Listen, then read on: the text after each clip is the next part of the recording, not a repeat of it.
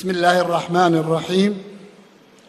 سمو الشيخ خالد بن حمد آل خليفة رئيس الهيئة العامة للرياضة، رئيس اللجنة الأولمبية البحرينية، أصحاب المعالي والسعادة، الحضور الكرام، السلام عليكم ورحمة الله وبركاته.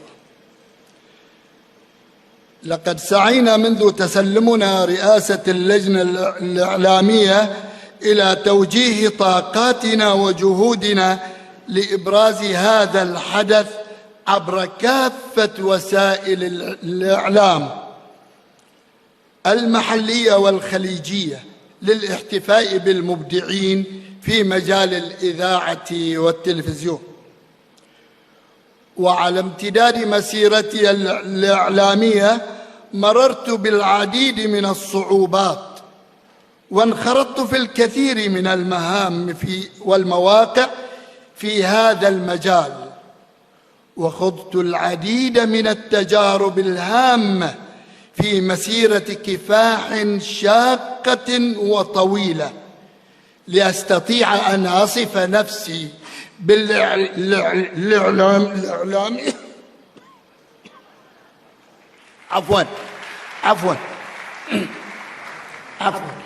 لأستطيع أن أصف نفسي بالإعلامي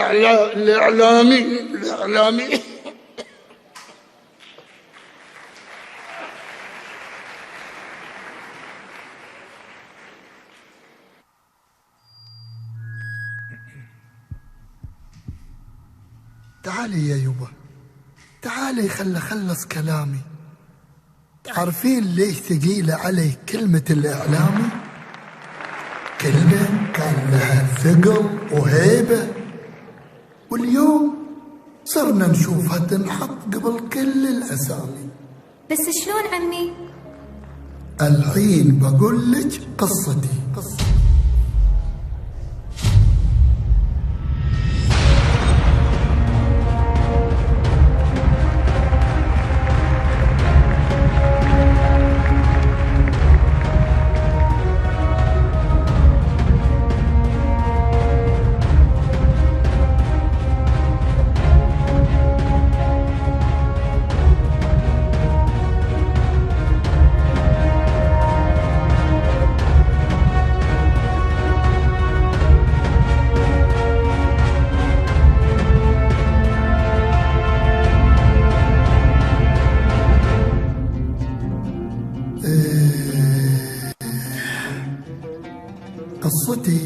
هذه بديتها من عمر.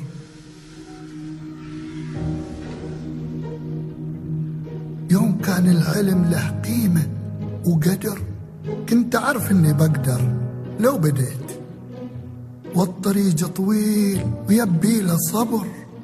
كان حلمي أن أكون غير وأترك أثر، وبكتاباتي يسموني إعلامي وقدر. طال صبري بين لحظة وانتظر، صعبة الأيام والوقت فيها ما يمر، وانقضت لي بين، اسمحوا لي واعتذر.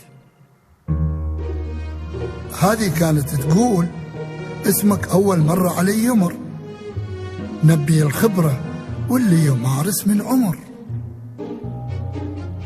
وقتها كنت أتعشم بين تم وتامر أمر، والحقيقة كان حلمي قدامي يندثر. فرصتي ضاعت وهمتي راحت، ولاني راح أوصل لو حاولت طول الدهر.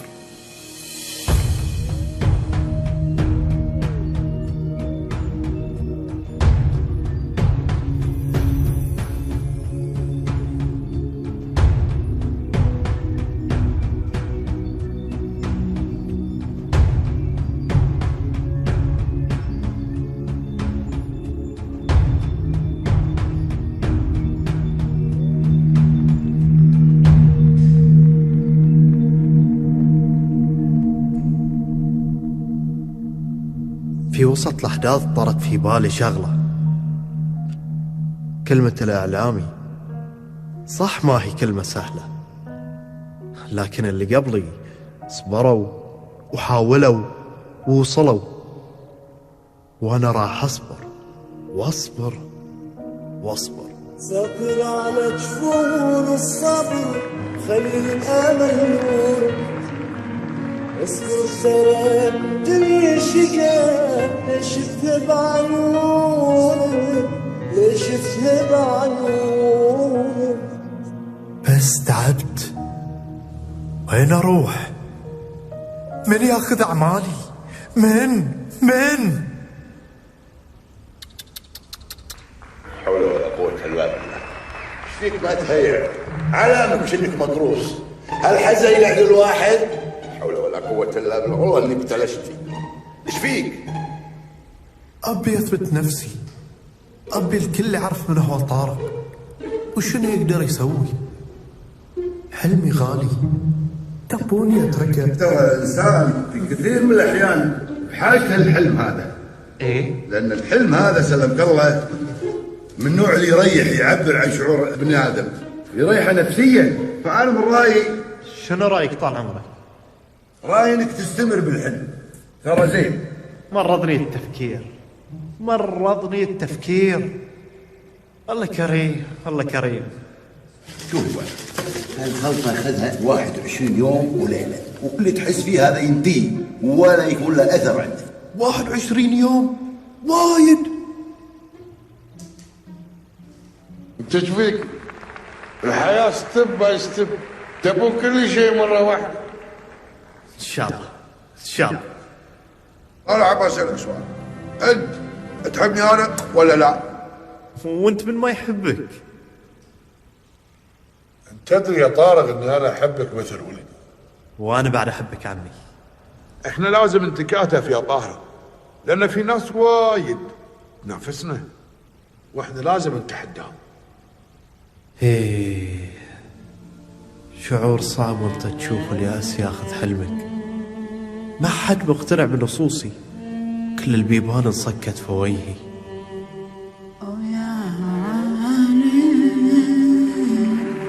صوت تباع صوت رن. تعال يمه تعال.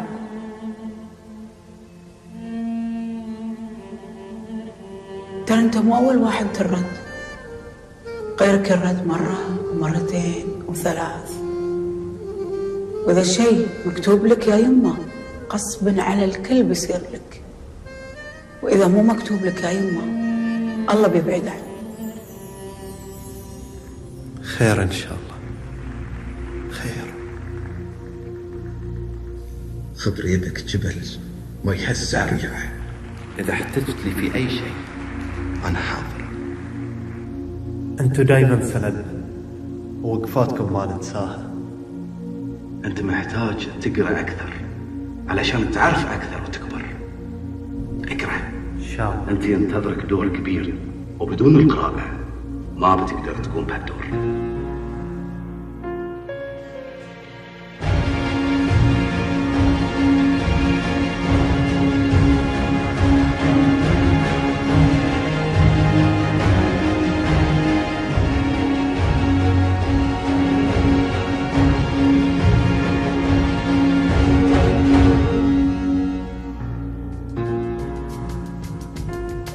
شفت اللي صار هذا كله؟ كان جزء من اختبار. اختبار لي أنا؟ وما عمرك خيبت ظني فيك. الحمد لله. السعي رحلة حلوة مهما بلغ فيها التعب، لأن الأحلام تزقى وتكبر بالسعي والجد. ورا كل قصة نجاح فصول من الإحباط والفشل تقويك وتعلمك وتخلي حلمك يسوى تقول عنه حلم وحققته. عمي عشان كذي قلت لي كلمة الإعلامي لها هيبة، وهي كلمة مو سهلة. اي نعم يا يبا، هالرحلة علمتني قيمة هالكلمة. لما يسمونك إعلامي هذه أمانة عظيمة تحطها بين عيونك. وصلت لحلمي وصاروا يسموني إعلامي، بس هالرحلة ما لها نهاية ولا محطة وقوف. تبقى تسعى وعلى قد ما تعطي بتعطيك. الله عليكم، وأنا بعد أبي أتعلم منكم وأصير إعلامية مثلكم. للشرف تقولين إعلامية، بس أنا بنصحك نصيحة لوجه الله، اللي يصير إعلامي لازم يكون نزيه نظيف، معاملته مع الناس معاملة ممتازة، ياخذ ويعطي، متكلم، ذر، يساعد الغير، يزكي، يعمل أعمال خيرية، والتوفيق أقنى الوحي. بس أقول لك شيء، خلك من هذا كله. ايش رايك تدشين من التجارة؟ عندي لك مشروع. بس يا حسين، بس ما خلصت هالمشاريع. يا سعد مو قدام الناس يا سعد. اخوي حسين.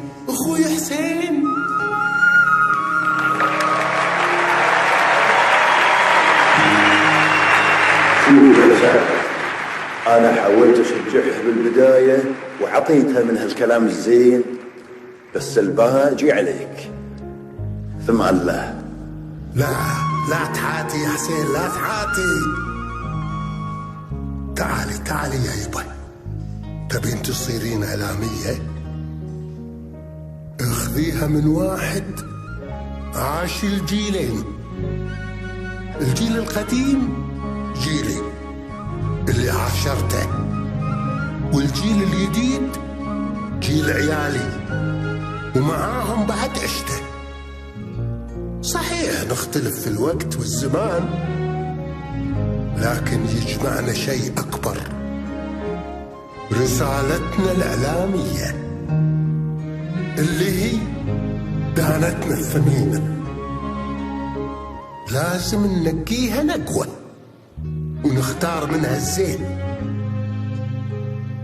روحي يا يبا، روحي اخذي هالدانة وعلمي جيلك شلون يحميها